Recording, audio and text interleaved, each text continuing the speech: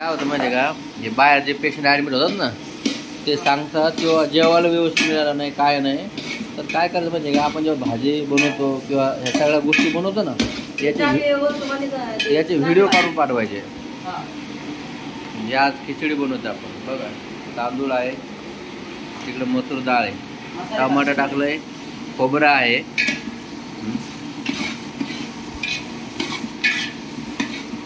चल कांदा पेस्ट टाक त्याच्यात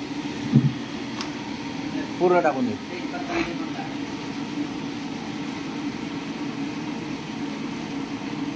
हा टाक, तेच पत्ता पण टाकून दे पूर्ण, द्या का टाकून.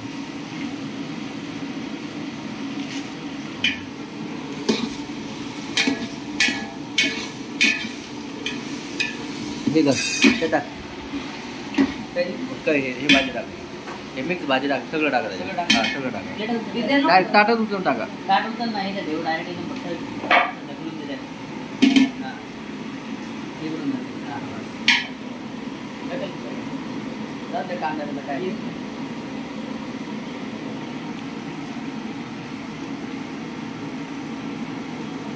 काय होतं, हे पेताळ आहे ना, बाहेर गेल्यानंतर आहे ना बदनामीच करतात.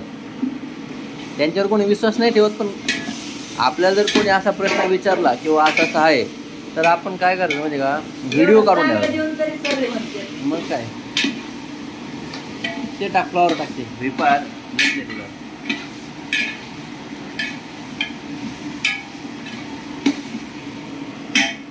यांच्या घरी तरी एवढी भारी खिचडी बनवत असतील का?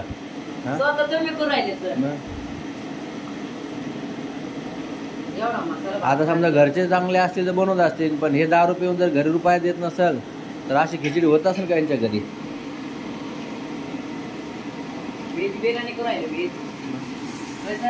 मग काय,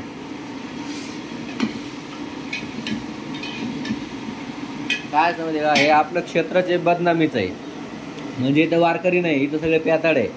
यांच्या किती पुढं पुढं केलं ना तरी हे उलटच होतात.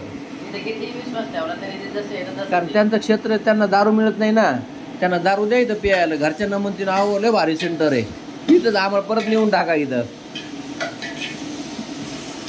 ते काय आहे, हे प्यातात, त्यांच्या बायकाचे होत नाही, आई वडिलांचे होत नाही, ते आपले कधी होणार आहे? डाळ नाही सध्या, डाळीमध्ये काय आहे का? सगळं निसलं का? सगळं निसलेले ते टाकून हा,